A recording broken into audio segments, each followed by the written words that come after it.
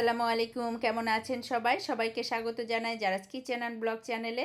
আর আজকের ভিডিওটা শুরু করছি সকাল 8টা থেকে। সকাল সকাল বেরিয়ে গিয়েছি রাস্তায়, দেখতেই পাচ্ছেন মেঘলা আকাশ, চিপচিপ করে বৃষ্টি পড়ছে, ঠান্ডা বাতাস, খুব সুন্দর লাগছে। আমার ছেলের পরীক্ষা চলছে, তোর পরীক্ষার কেন্দ্রটা শহরের বাইরে, যেতে একটু সময় লাগে, তাই তাড়াহুড়ো করে বের হয়েছি। তবে এই পরিবেশটাকে আমি ভীষণ এনজয় করছি।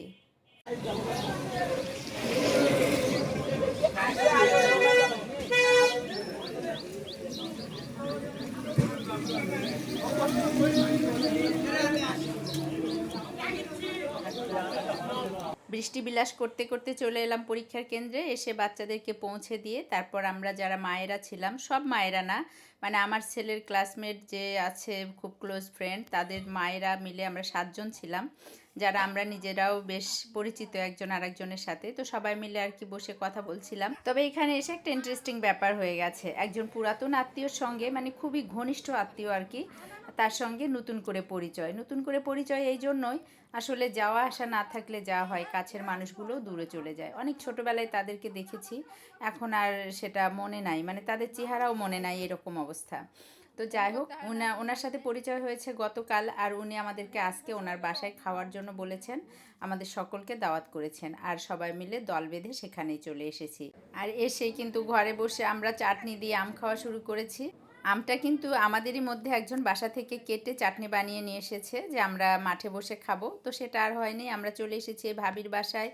তো এসে তো আমরা সবাই আম্মার খাটা খেলাম, গল্প টল্প হইলো, আর এদিকে ভাবির তো বাইরে রান্না বান্না তোড়জোড় চলছে।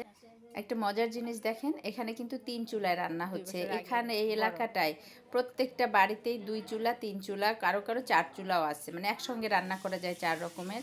আর কি সুন্দর পাতা দিয়ে জাল দিচ্ছে, 2 চুলায় রান্না হচ্ছে। তো আমরা এখানে এসে ভাবির সাথে গল্প করছিলাম, আর তাদের যে আন্তরিকতা, এত ভালো লাগছিল। আসলে খাওয়াটা বড় বিষয় ছিল না, কোনো বাসায় গেলে যখন সে বাসার মানুষজন আপন করে ভাবে, সুন্দর ব্যবহার করে, সেখানেই কিন্তু পেটটা মনটা ভরে যায়। তো যাই হোক, আমরা ভাবি রান্না করছিল, আমাদেরকে বলছিল বাড়িটা ঘুরে দেখো। তো দেখছিলাম বাড়ির সামনেই একটা ছোট্ট পুকুর, যেখানে হাঁসেরা ঘুরে বেড়াচ্ছে, পাশে আম গাছ, লিচু গাছ, কি সুন্দর সেগুলোতে আম লিচু ধরে আছে, দেখতে যে কি ভালো লাগছে। আর সব থেকে বড় কথা, একেবারেই শান্ত, কোলাহলমুক্ত, যানবাহনের শব্দমুক্ত সুন্দর পরিবেশ। আর আকাশটা এখন ভালো হয়ে গেছে, একটু করে রোদ বের হচ্ছে, তো ভালোই লাগছিল এরকম পরিবেশে। দেখেন কি সুন্দর একটা উঠোন, অনেক বড়। পাশের বাসা থেকে আরো অনেকে বের হয়েছে আমাদের সাথে দেখা করার জন্য। এটা কি আম জানে না, এটা হাড়িভাঙ্গা, কোনটা হাড়িভাঙ্গা, এটা হাড়িভাঙ্গা।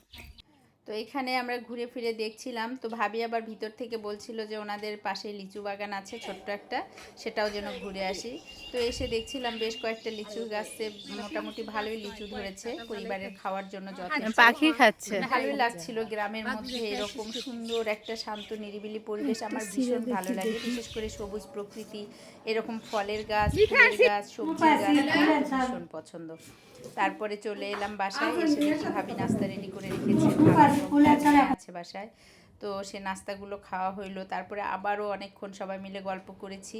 আর এর মাঝখানে কিন্তু খাবার দাবারও রেডি, রান্না বান্না হয়ে গেলে কিন্তু আমরাই আগে খেয়ে নিয়েছি, বাচ্চারা পরে আসবে।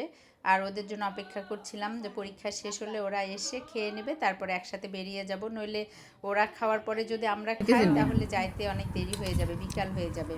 সেজন্য আমরা আগে খেয়ে নিলাম। আর আমাদের খাওয়া শেষ হওয়ার কিছুক্ষণ পরেই বাচ্চারাও চলে এসেছে, তো ওদেরও খাওয়া দাওয়া হলো। ওরাও ভীষণ মজা পেয়েছে, নতুন মানে পরীক্ষা দিতে এসে আর কি একটা আত্মীয়র বাসা পাওয়া গেছে, সেখানে এত মজার মজার খাবার, এত আতিথেয়তা। আসলে মজার মজার খাবার জন্য যে ভালো লেগেছে তা কিন্তু না, তাদের ব্যবহারে, তাদের আপ্যায়নে এতটা আন্তরিকতা ছিল, কি বলবো।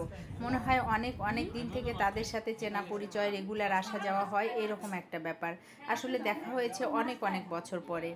তো যাই হোক, আমরা সবাই অনেক এনজয় করেছি, খুব ভালো লেগেছে, খুব ভালো একটা সময় এখানে কাটিয়েছি। তো আমি তো সব কিছুর ভিডিও করে নিয়েছি, আমার কাছে স্মৃতি হিসেবে এটা সারা জীবন থেকে যাবে।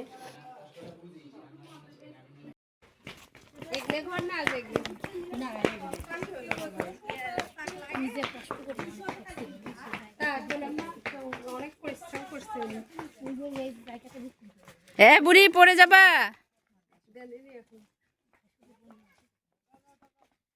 এই ছিল আমার আজকের ছোট্ট একটি ভিডিও। কেমন লাগলো আপনাদের কাছে অবশ্যই কিন্তু আমাকে কমেন্ট করে জানাবেন, সাবস্ক্রাইব করে পাশে থাকবেন। সবার জন্য অনেক অনেক শুভকামনা রইল। ভালো থাকবেন। আল্লাহ হাফেজ।